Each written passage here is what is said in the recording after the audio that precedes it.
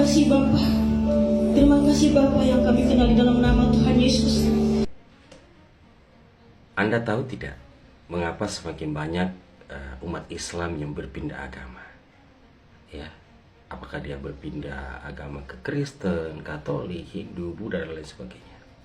Saya ahli Kristen 1 jam 1 nggak diambil, saya siap mati di sini. Saya pastikan itu. Anda masuk ke kamar orang lain dan Anda keluar. Sebenarnya yang paling banyak memurtadkan orang adalah umat Islam sendiri. Salah satu nikmat yang ada dalam surga adalah pesta seks. Ya, saya harus jujur mengatakan itu. Mengapa banyak umat Islam yang kemudian berubah menjadi Kristen, Hindu dan lain sebagainya? Itu karena perbuatan kita sendiri. Bisa cerita kenapa Anda jadi Kristen, Jovanka? Nggak ada yang pernah khotbahin saya, nggak ada yang pernah ajak-ajak apapun. Tapi itu pure, saya jatuh cinta sama kasihnya, dan itu kasih itu nggak bisa lagi saya tolak. Yang bikin saya juga terharu ya Pak sama kasih Tuhan Yesus itu, bahwa dia mencintai bukan cuma anak-anaknya yang Kristen ya Pak, dia mencari dombanya yang hilang. Jadi saya begitu baca Yohanes ya Pak, itu saya nggak bisa berhenti nangis. Karena saya mau bilang sama Tuhan Yesus, bilang ya ampun Tuhan, itu aku yang udah lama banget kemana-mana ya jalan-jalan gitu. Ya. Islam selama ini dipenuhi dengan kekerasan, pandangan-pandangan ekstrim, picik, dan saya sebagai Muslim kadang malu. Saya hampir setiap hari harus menerima video, "Bang, kami beribadah dilarang. Bang, kami ingin mendirikan gereja dilarang." Itu yang membuat kemudian banyak Muslim eksodus, terutama banyak umat Islam yang kemudian menjadi Kristen, menjadi murtad. Termasuk membakar rumah ibadat, ya, untuk agama Kristen. Ya, ini masa lalu kami. Nah, mengapa sampai akhirnya saya menjadi sekarang ini menjadi seorang pewarta Injil? Apakah yang memurtadkan mereka adalah pendeta, pastor, atau penginjil? Bukan. Ya.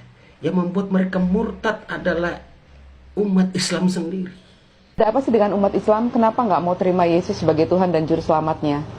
Yohanes 14 ayat 6, itu Yesus berkata, "Akulah jalan dan kebenaran dan hidup. Tidak ada yang sampai kepada Bapa kalau tidak melalui aku." Artinya gini, ketika orang nggak ada yang sampai kepada Allah kalau tidak melalui Yesus. Jadi upaya pemurtadan itu bukan dari luar Islam, tapi dari Islam itu sendiri. Banyak saudara-saudara seiman saya umat Islam yang kemudian berpindah agama setelah melihat perilaku sebagian umat Islam yang berlaku di luar syariat Islam.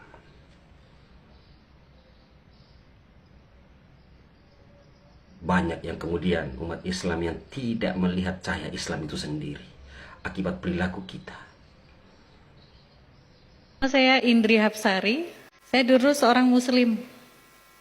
Sampai SMA saya Muslim, sampai saya menikah saya Muslim. Saya orang yang taat beribadah. Muslim itu ada sholat tahajud namanya. Itu sholat di atas jam 12 malam. Itu saya mendengar lagi. Dan sampai akhirnya saya bilang, saya mau ikuti Yesus. Saya mau ikuti Yesus. Selalu ada kejadian, ada saudara-saudara kita umat Kristen dilarang beribadah, dikasari, dilarang mendirikan gereja misalnya. Penuh dengan kekerasan. Dan itu membuat saudara-saudara seiman saya umat Islam kemudian kecewa dan bertanya, apakah Islam seperti ini? Padahal ajaran Islam yang sebenarnya tidak seperti itu. Nah, kembali saya bersolat tahajud, Bapak Ibu. Sholat tahajud. Tiba-tiba ada satu kuasa, astagfirullahaladzim, saya bilang gitu, aduh ya Allah, saya ini berdosa sekali, saya masuk neraka ini, baca Alkitabnya orang Kristen, saya bilang gitu. Tidak ada dalam sejarahnya keluarga saya, gitu loh. Harus baca Alkitab. Aduh, na'udzubillah min dzalik, saya bilang, enggak. Itu, jadi ketika saya baca, saya terkejut dan terkaget-kaget. Suara yang saya dengar itu ternyata ada di Alkitab itu, Bapak Ibu. Ya. Orang-orang yang terlihat sangat Islami, berpakaian Islami, berjenggot dan lain sebagainya. kemudian berbuat anarkis, melarang orang lain beribadah, melarang orang lain mendirikan rumah ibadah. Kalianlah yang memurtadkan umat Islam sendiri. Islam terlihat sebagai agama yang mengerikan, sehingga mereka bertanya, apakah benar ajaran Islam seperti ini?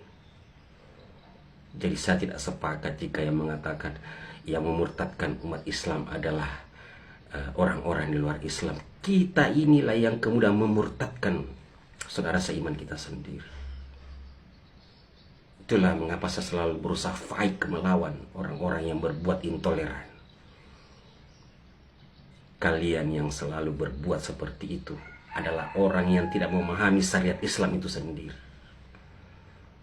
Baca perjanjian Madinah, baca perjanjian Najran, baca Al-Quran yang melarang kita mempersoalkan iman orang lain, yang melarang kita menyakiti umat beragama yang lain.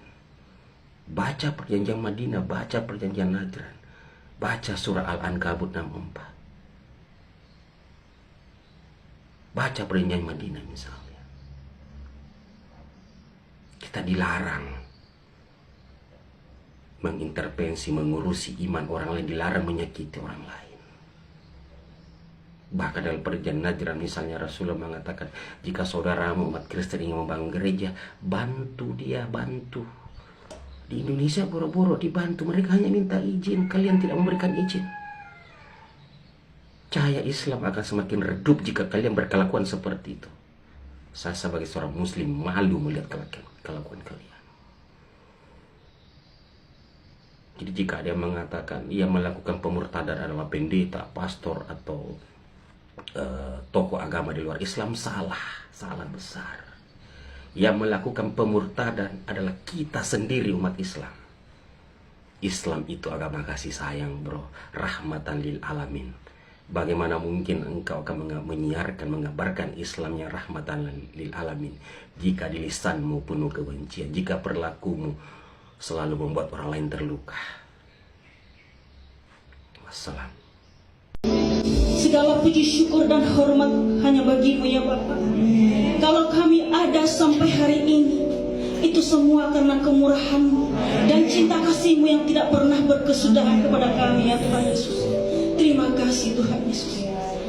Ya Tuhan Yesus yang baik, sebentar kami akan mendengarkan kebenaran firman-Mu. Kiranya urapi hati, mulut dan pikiran kami Tuhan, supaya firman-Mu menjadi rema dalam kehidupan kami, supaya perbuatan kami melakukan apa yang berkenan di hadapan-Mu. Karena itulah tujuan kami hidup ya Tuhan, yaitu untuk memuliakan nama-Mu dan melakukan apa yang menjadi kehendak-Mu. Berbicaralah kepada kami ya Bapa. Terima kasih Bapa, di dalam nama Tuhan Yesus Kristus Allah yang Maha Kuasa, kami berdoa dan mengucap syukur, dan kami siap mendengarkan firman-Mu.